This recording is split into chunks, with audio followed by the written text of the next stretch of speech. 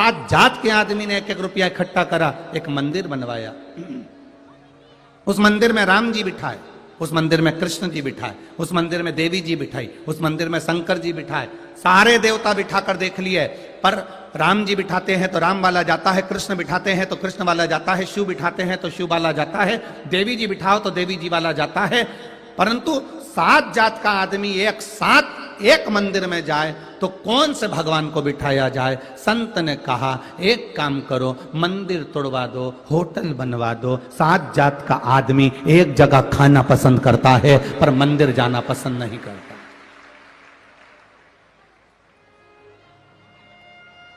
इतना भेद कर दिया हमारे सनातन धर्म में, लोगों ने इतना भेद कर दिया, इतना भेद कर दिया कि ये इस मंदिर में नहीं जाएगा, वो उस मंदिर में नहीं जाएगा, वो उस मंदिर में नहीं जाएगा। तो हम तो निवेदन करेंगे कि फिर लिख के जाना कि मरने के बाद शमशान नहीं जाऊंगा।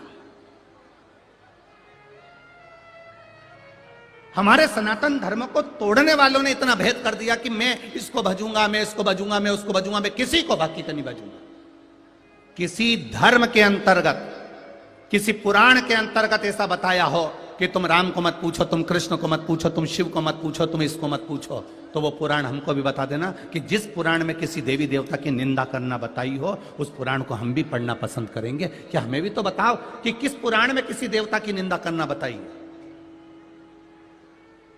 मेरे भगवान विष्णु शंकर के बिना नहीं रह पाते, शंकर जी भगवान विष्णु के बिना नहीं रह पाते, और ब्रह्मा शिव और विष्णु के बिना नहीं रह पाते। जब तीनों में कोई भेद नहीं है तो फिर हम क्यों भेद करें? एक घर की मां और एक परमात्मा, इनमें कभी भेद नहीं होता। घर की मां और घर का पिता, जितने बुजुर्ग माता पिता यहां बैठे हैं उनसे निवेदन करना चाहूंगा तुम्हारी पूरी जिंदगी निकल जाए परंतु मुंह से यह कभी मत कहना कि तुम्हें बड़ा बेटा अच्छा लगता है कि छोटा बेटा अच्छा लगता है। हमेशा कहते रहना मेरे दोनों बेटे, मेरे तीनों बेटे, मेरे चारों बेटे, मेरे पांचों बेटे एक जैसे हैं।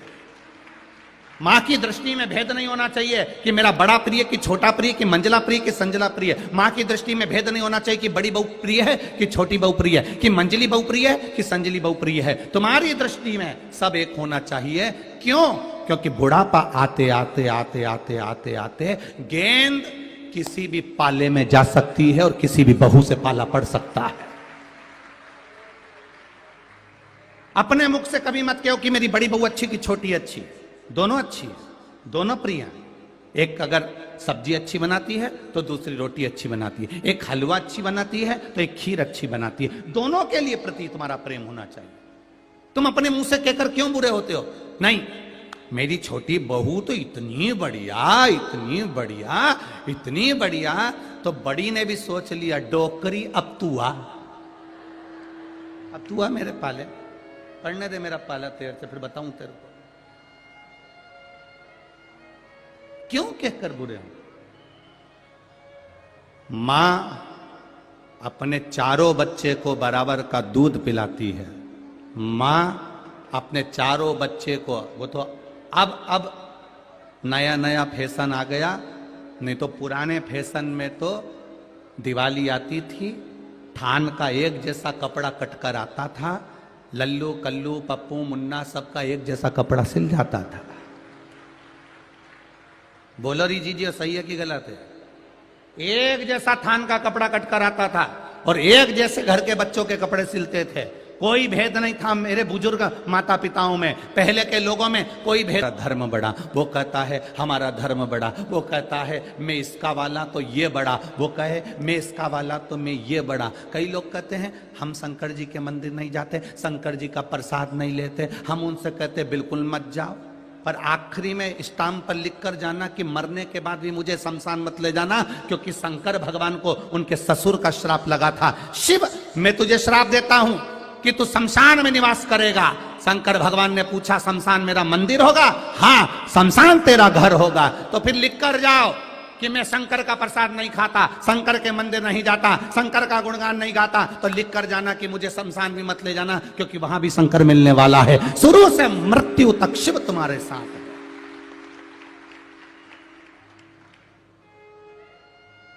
जन्म से लेकर आखिरी तक भोलेनाथ मेरा देवादिदेव महादेव तुम्हारे साथ में, हर पल, हर घड़ी, हर क्षण।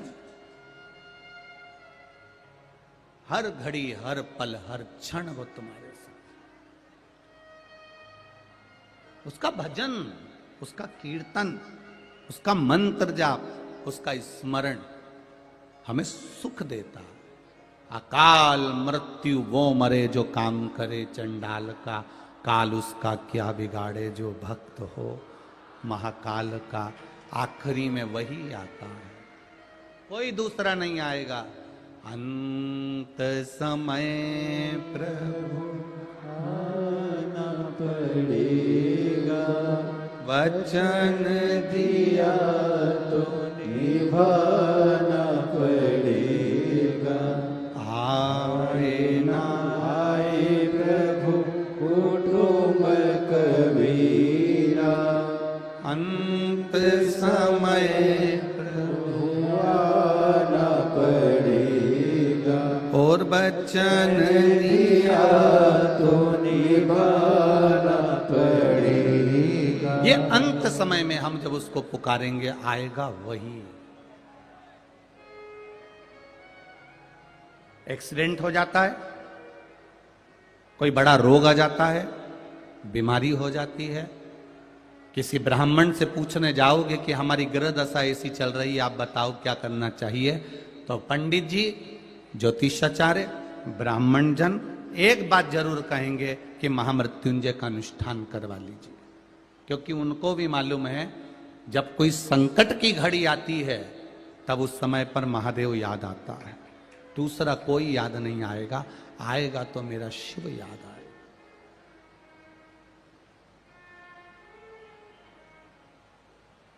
अपने स्वार्थ को खत्म करो, और जिस दिन अपने स्वार्थ को खत्म कर दोगे उस दिन तुम परमार्थ करना प्रारंभ कर दोगे और शंकर तुम्हें मिल जाएगा, ये निश्चित है। अपना स्वार्थ खत्म करो।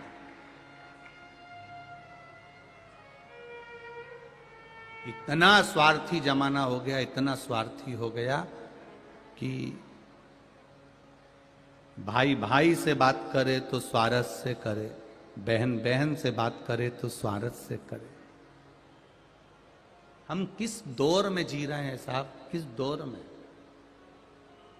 लैपटॉप और मोबाइल की जिंदगी हमारी जिंदगी हो गई।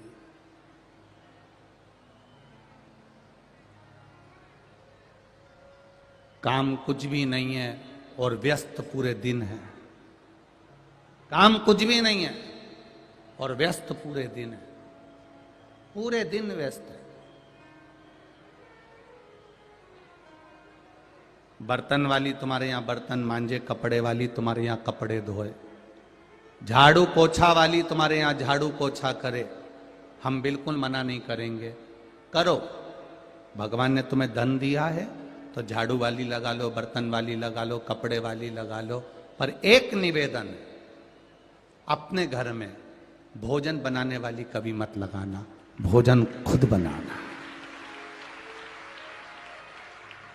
कपड़े वाली लगा लो, बर्तन वाली लगा लो, झाड़ू वाली लगा लो, तुम जो चाहो वो लगाओ, पर भोजन घर की बहू, बेटी लक्ष्मी होती है। मां घर की जो लक्ष्मी है, अन्नपूर्णा है, वो भले 2 रोटी बनाए, ज्यादा नहीं बन सके, 4 तरह की सब्जी नहीं बने तो दाल अकेली बना ले, रोटी बना ले, पर अन्नपूर्णा है तू मेरे घर की, तू लक्ष्मी है मेरे घर की, तू बेटी है मेरे घर की, तू मां है मेरे घर की, भोजन तू बना करो।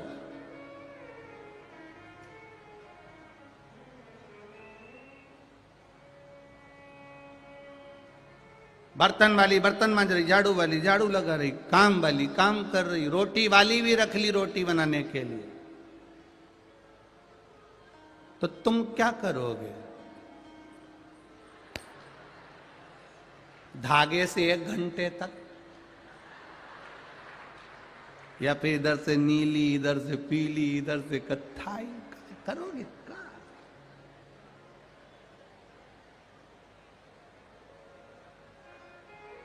पति ने पानी मांगा, पत्नी ने कह दिया नौकरानी से, जा पानी दिया।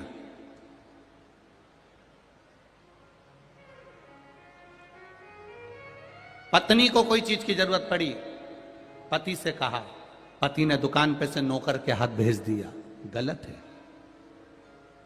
फोन तुम्हें करा है, पति को काम बताया है, पति से कहा गया है और काम करने के लिए नौकर को भेजा गया। पति को कोई चीज की जरूरत पड़ी, काम करने के लिए नौकरानी को भेजा गया, जा दिया पानी, जा दिया। जिस घर में ऐसी लीला होती है उस घर में नौकरानी कब महारानी हो जाती है और कब महारानी नौकरानी हो जाती है पता नहीं पड़ पाता। महाराज जी थोड़ा सीवर वाला महाराज बोलता बहुत बेकार है, ये तो बरहानपुर वालों ने भी सोच लिया होगा, ये बोलता बड़ा विचित्र है। एक बात बताएं, हम आपके घर के कुछ भी नहीं हो फिर भी हम ये चाहते हैं कि दुनिया का कोई घर कभी बर्बाद ना हो, खूब उन्नति की ओर आगे बढ़ते, खूब बढ़े, खूब तरक्की करे, खूब वैभवपति हो, खूब आनंद में जियो, इतने मस्त होकर जिंदगी जियो। ये मनुष्य की देह दूसरी बार नहीं मिलने वाली है, क्योंकि अगला जन्म तुम सोच के बैठे हो कि वापिस मुझे मनुष्य का मिल जाएगा, बरहानपुर में जन्म मिल जाएगा, मैं वापिस वहीं की वहीं जन्म ले लूंगी। तो जी बिल्कुल भूल जा, तूने दिन भर फालतू की बात करी है, केवल व्यर्थ की बात करी है, तो अगला जन्म तेरा मेंढक का होगा, ये निश्चित है, पक्का है। और दिन भर तूने चुपचाप एक दूसरे की बात सुनते रहे, इसने क्या बोला, उसने क्या बोला, उसने क्या बोला, तो अगला जन्म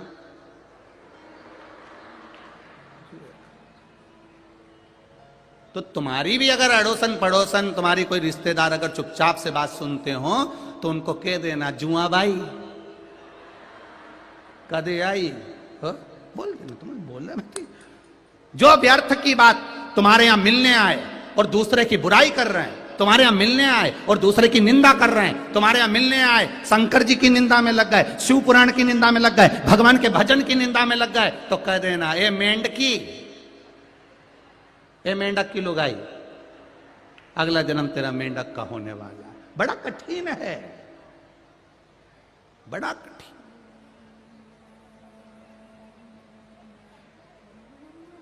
वैसे तो मुझे मालूम है बरहानपुर के लोगों का ऐसा वैसा जन्म तो नहीं होगा,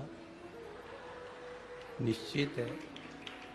कारण केवल एक ही है कि बरहानपुर वाले माँ ताप्ती के तट पर रहते हैं और ताप्ती का केवल नाम लेने पर ही व्यक्ति की ये शिव है औघड़ी शंकर कृपालु, तेरी कृपा बिना न हिले लेते हैं सांस तेरी कृपा से तनो तनो। बखान क्या करूं मैं राहों के ढेरता, चपटी भगोत में खजाना कुबेर का। मैं क्या वर्णन करूं, समझने वाला नहीं समझ सकता कि शिव ऐसा क्या है। किसी को अटैक आता है तो पंडित जी कभी नहीं कहते कि राम रक्षा स्तोत्र का पाठ करो, बोलते हैं क्या? पंडित जी नहीं कहते कि कनक धारा करो, गोपाल से स्नान करो, श्री सूक्त का पाठ करो।